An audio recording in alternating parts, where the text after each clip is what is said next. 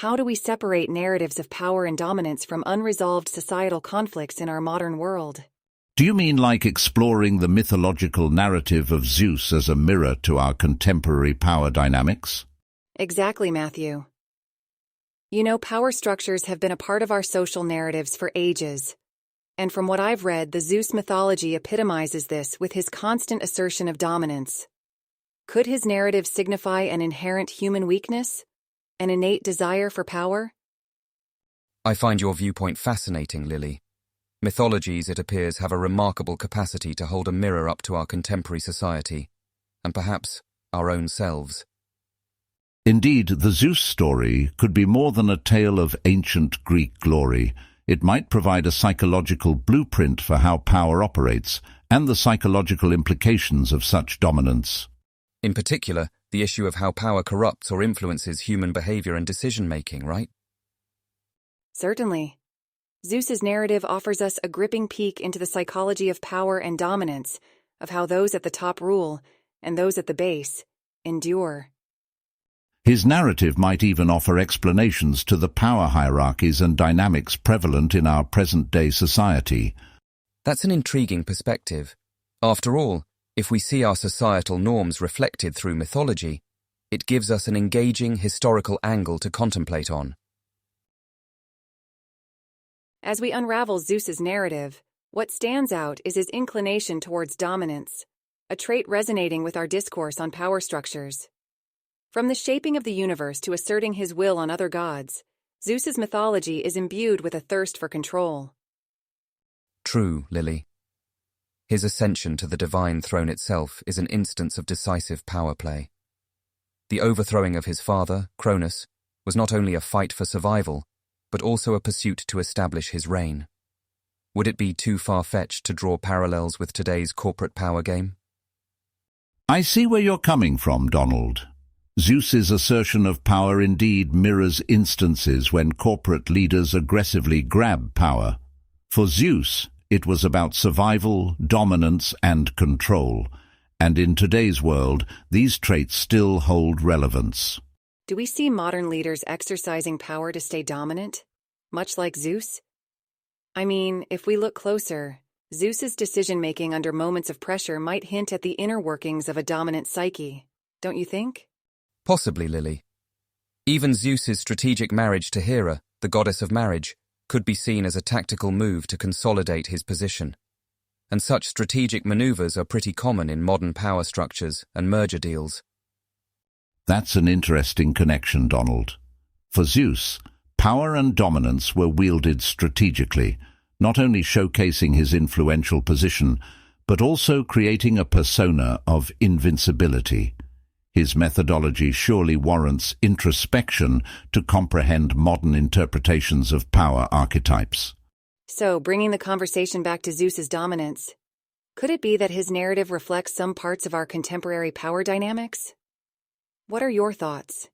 I agree, Lily. As we learn more about Zeus's mythic life, besides being a riveting epic tale, it offers us a psychological blueprint of raw power, dominance, and control reflected in the modern world as well. Exploring Zeus's narrative, we realize, can provide illuminating insights into the machinations of dominance and power. How Zeus maneuvered through dilemmas and asserted his authority offers a stark reflection of our own power dynamics. Taking a closer look at Zeus's conflict resolution, one starts to observe a pattern of force as the prevalent solution. From overthrowing his father Cronus to dealing with rebellious gods, most of Zeus's problems seem to be solved with violence and domination. Isn't that reminiscent of our dictatorial regimes? That's right, Matthew. Also, there's an unsettling parallel behind this domination. Fear. When Zeus quelled the giants or Titan rebellions, his response was not just decisive, but terrifying. Did he do it to ensure no one else dare rebel? In essence, he was using fear as a tool of control. And there's not much of a shift when we delve into his personal relationships either, is there? Be it his marriage to Hera or multiple affairs, Zeus's relationships were more about power consolidation than affection. Wouldn't you agree? Quite so, Lily. His marriages often add to his power or serve as strategic alliances. For example, his union with Métis, goddess of wisdom, is believed to be to avoid a prophesied son stronger than him. Here too we see control underpinning his relationships. This brings us to another interesting point. Does this display of dominance stem from insecurity, the fear of losing his position? If we look at his preemptive strike against his pregnant wife Métis to prevent the prophesied stronger offspring, it might imply so. So beneath the imposing exterior, Zeus could be insecure, constantly fighting to maintain his dominance.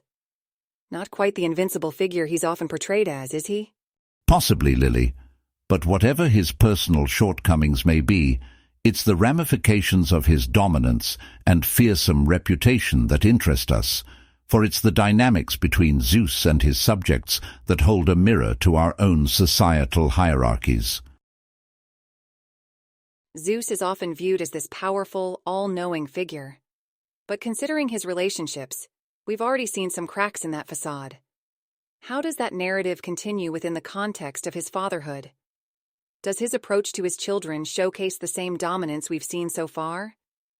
From available tales, Zeus doesn't seem to fit the image of a doting father. His relationships with his numerous offspring often tend to mirror his stance on power, dominance more than familial bonding. Right, Matthew. Consider Hephaestus, the god of blacksmiths, for example.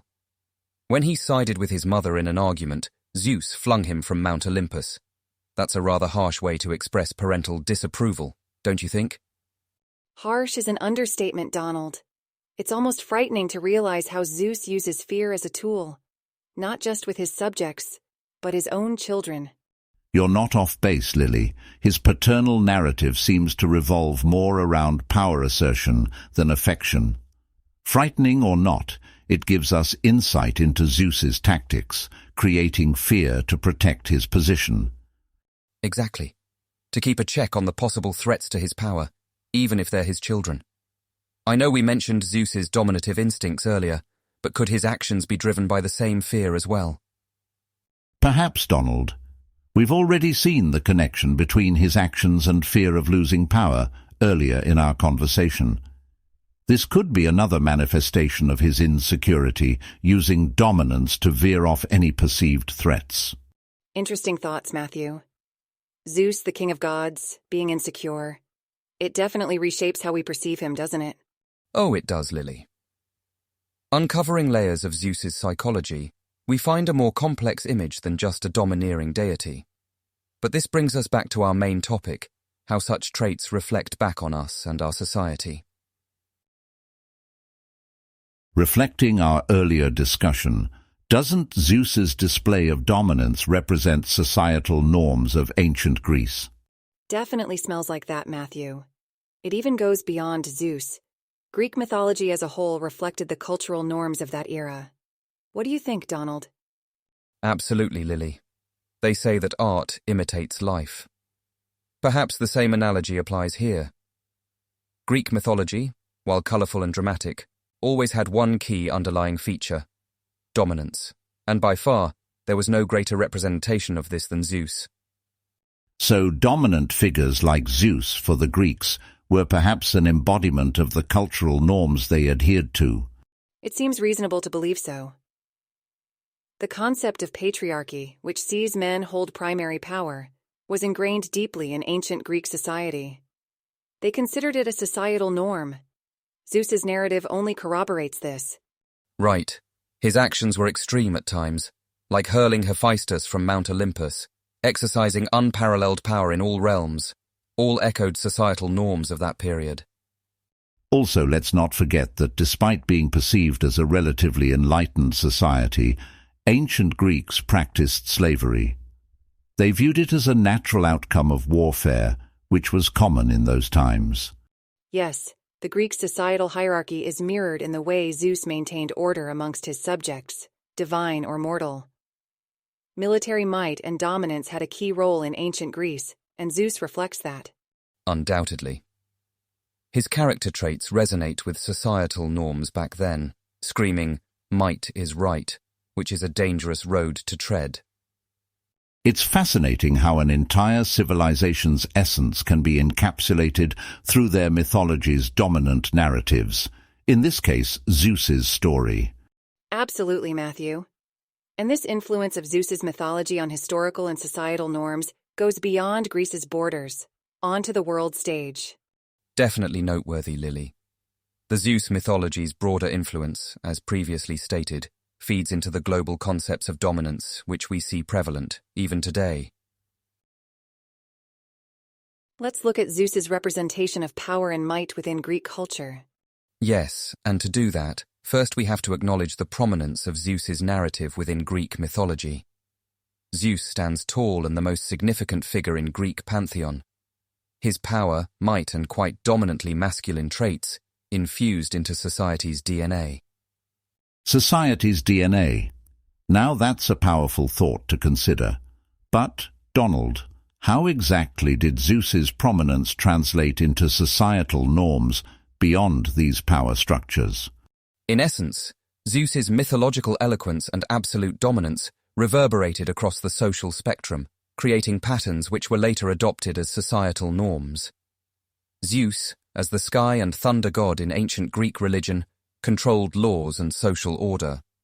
His notion of justice, which occasionally may seem random or even capricious to us, was the guiding principle for Greek society's functioning back then. Really fascinating. Let's elaborate on the societal implications that have come about as a result of Zeus's narrative. Lily? Absolutely. The rigidity of the hierarchical structures in Greek society, the patriarchy, and the acceptance of acts that we would deem cruel or outrageous now, like considering war and slavery as a natural part of life, these were all mirrored in the tales of Zeus. His narratives laid out a societal framework for the ancient Greeks, offering tacit approval for these norms. Does this portrayal of Zeus have any lasting societal implications, Donald? I think so. Seeing the chaos that Zeus could create sort of worked as a deterrent, maintaining social order. Humans have always been bound by fear, and in this case, it was Zeus and his wrath. Fear was used to caution people against certain actions and guide them towards others. The imagery of Zeus, the terrible father who goes to incomprehensibly extreme extents to maintain his power, remains etched in collective memory, even to this day. Yet it's not just fear. Zeus was also revered and seen as a god who upheld justice and protected the sanctity of guest friendship, which has shaped how we view hospitability. His myth has created a double-edged sword of reverence and fear that to some extent still influences human psyche and behavior. It's a sobering thought that the psychological effects of a mythological character born thousands of years ago still echo in contemporary life. Let's explore the psychological implications of Zeus's absolute power. In psychology, there are several types of dominance: physical, intellectual, social. Zeus's brand of dominance skews astronomical. Absolutely, his dominance is absolute. It's also unrivaled and unchallenged. Zeus's behavior is an exploration of the science of dominance and power. It shows how individuals in positions of power behave and use that power. And that's why his narrative is both terrifying and intriguing. Yes, Zeus's dominance not only displays the capabilities of an absolute authority figure, but also reveals the psychological complexities associated with it. It makes me wonder how much Zeus's psychology influenced his subjects. Populations often mirror the psyche of the dominant figure during that time period. We see this occur throughout history. Zeus would have had a profound psychological impact on those around him, reinforcing certain societal norms. I must confess there's something disturbing about that absolute power. Like absolute power corrupts absolutely, it's evident that Zeus's dominion over Olympus had no constructive checks and balances. That's a powerful contemplation. The balance of power is indeed essential for stability. Even in a mythological setting, unchecked power had chaotic outcome. Yes, the dynamic between Zeus and his subjects offers an interesting psychological study. The effects of inequality and absolute power can be traumatizing and detrimental to societal growth. After all, hierarchies of power and dominance always have psychological implications in any social setup. Studying Zeus, we encounter another striking characteristic: polygamy. He didn't just embody dominance but also polygamy, raising questions about the correlation between the two. Zeus had numerous consorts and countless offspring, reflecting his unfettered power. His relationships were, in essence, assertions of his dominance. True, and his proclivity toward polygamy could be an extension of this dominance. It may stem from the same desire to monopolize, control, and overwhelm. Interesting observation, Matthew. Drawing vast dominance and polygamy together like this seems to be speaking to the larger narrative of power over others. The powerful often wield power in different spheres, including personal relationships, which we see in Zeus. It's curious, isn't it? How these patterns of monarchical authority and quantity of consorts go hand in hand. Aren't there parallels in our human history as well? Yes, historically, powerful men often had multiple partners. That said, one must recognize the inherent imbalance present. This isn't a concept we should romanticize. Indeed, Lily, especially when we link it with the might makes right concept, it's problematic. The assumption that those with power are justified in their actions. While Zeus's mythology is fascinating, it also presents behavioral aspects we as a society must learn from and strive not to mimic. Agree. It's essential to critically review these narratives. What do you think, listeners? How far have we come from the might makes right concept, and what more needs to be done? Curious observation, isn't it?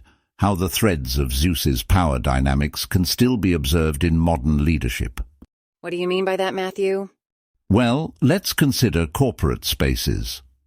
The dominant narrative is often the higher-ups exerting control over the more junior employees. This is a reflection of Zeus's control over his subjects, similar to how a CEO would run a company. I see what you mean, Matthew. Absolute domination doesn't create a healthy ecosystem. That is one lesson we should learn from Zeus. A leader shouldn't just assert dominance, but foster growth and harmony. True, but absolute power can also bring chaos if not handled properly. While Zeus was an efficient ruler, his unchecked power led to many issues. Can leaders today learn from that? Certainly, Donald. And that is why it's key to understand the fine distinction between dominance and misuse of power. So are we seeing a shift towards more participative styles of leadership now? Yes, we are, Lily. There is a greater emphasis on equality and inclusion in leadership today. It's about creating an environment where everyone feels valued and has opportunities for growth. But ancient narratives like that of Zeus serve as cautionary tales, reminding us of the potential adversities of unbridled power and dominance. Matthew, you mentioned earlier that dominance should not be misconstrued with abuse of power. Could leaders of our time avoid such pitfalls? Well, Lily, awareness and self-reflection could be a starting point. For instance, leaders could constantly question if their actions are affecting their team negatively. Through this, they may be able to recognize power abuse and strive towards rectifying it. Would that essentially mean going against the might makes right concept that was rampant in Zeus's narrative and still echoes in our societies today? Not necessarily, Donald. It's about understanding that power comes with responsibilities, and exploitation shouldn't be a byproduct of authority. Leaders today have the ability to create collaborative environments where input from all stakeholders is respected. Sounds like a healthier approach. But do you think this shift from dominance to more participatory leadership is feasible in real-world scenarios? Yes, Lily, because inclusive leadership cultivates collective decision-making and employee engagement, leading to better outcomes. It creates a sense of belonging, fosters innovation, and promotes organizational growth. But leaders also need a mix of other qualities like empathy, communication, and problem-solving to effectively implement this shift. So if leaders strive for these traits and maintain a humanistic approach in their leadership, could they essentially avoid falling into Zeus's power trap? Exactly, Donald. Harboring Zeus's authority without his mistakes may form the foundation of balanced leadership. It's about learning from history and mythology and not repeating their folly. Can Zeus's behavior be considered reflective of universal human traits? To some extent, Lily.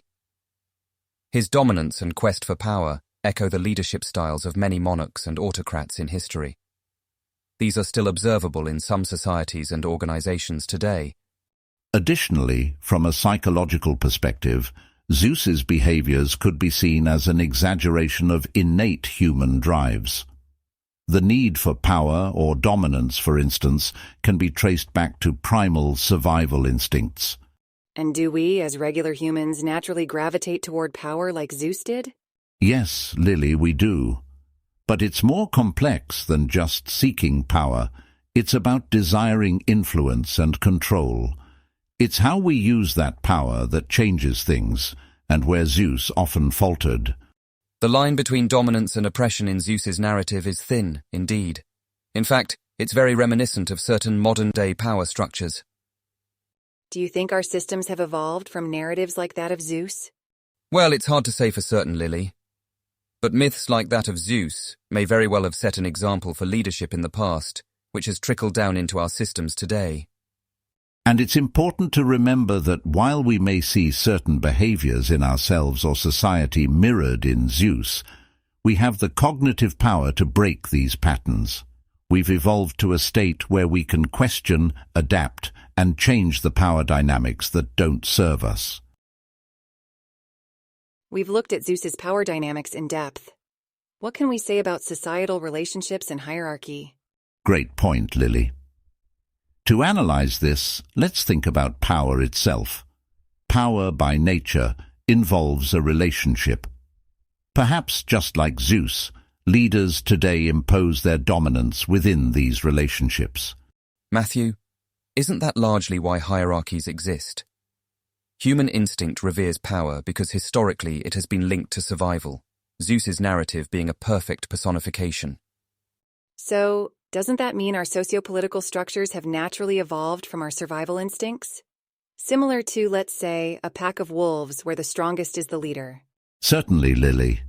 The powerful, dominant leader and subservient subjects seems to be a pattern. However, unlike Zeus, contemporary societies are now promoting shared power and collaboration. Yes, instead of a single dominant figure like Zeus, we now see a collective force. This shift brings us closer towards a more democratic governance.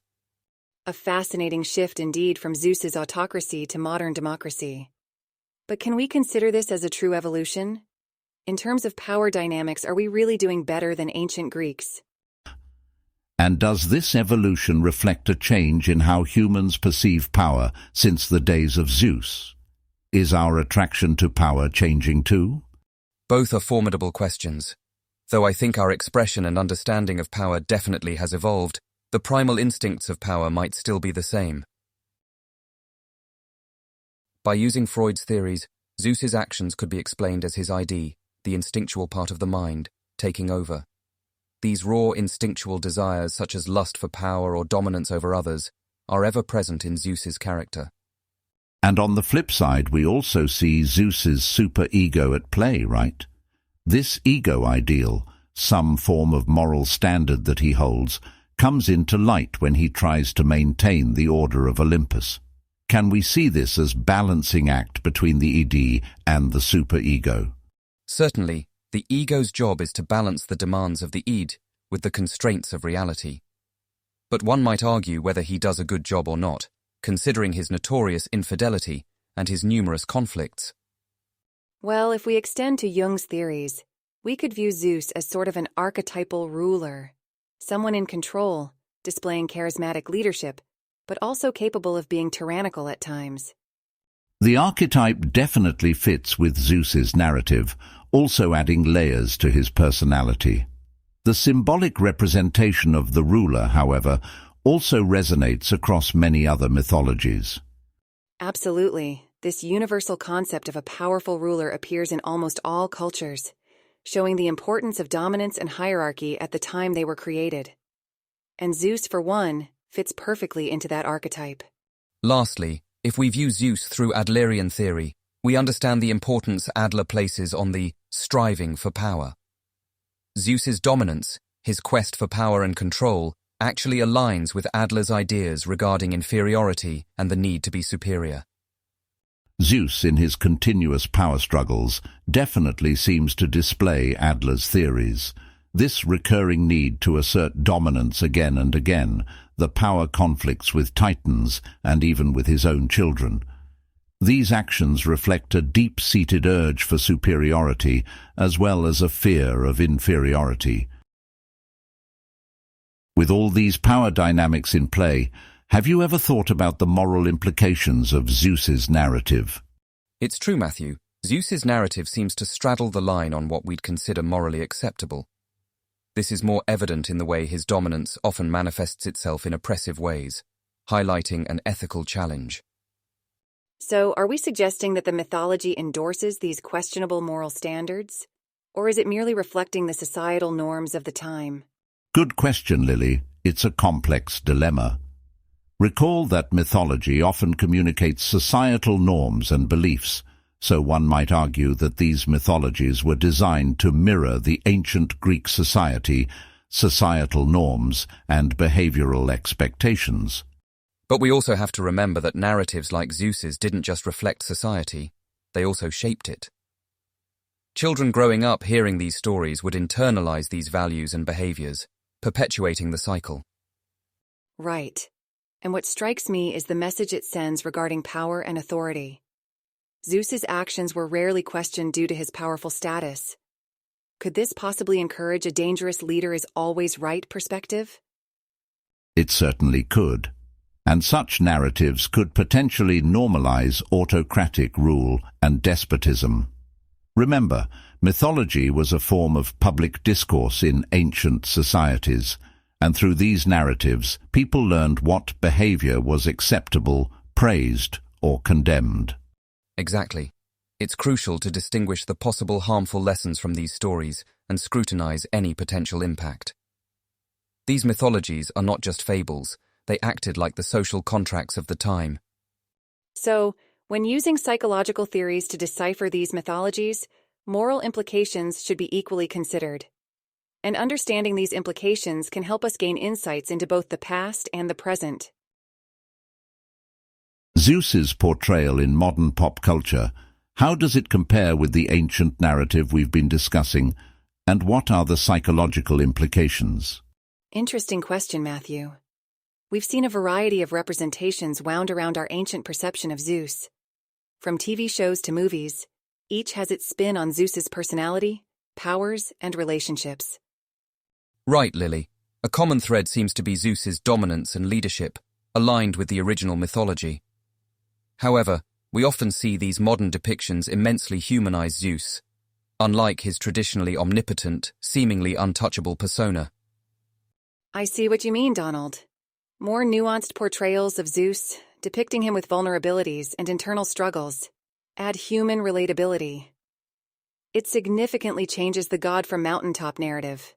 That's an interesting point. It could imply a shifting societal view on leadership and power, leaning towards empathetic and relatable leaders, contrasting the superlative figures of ancient mythologies.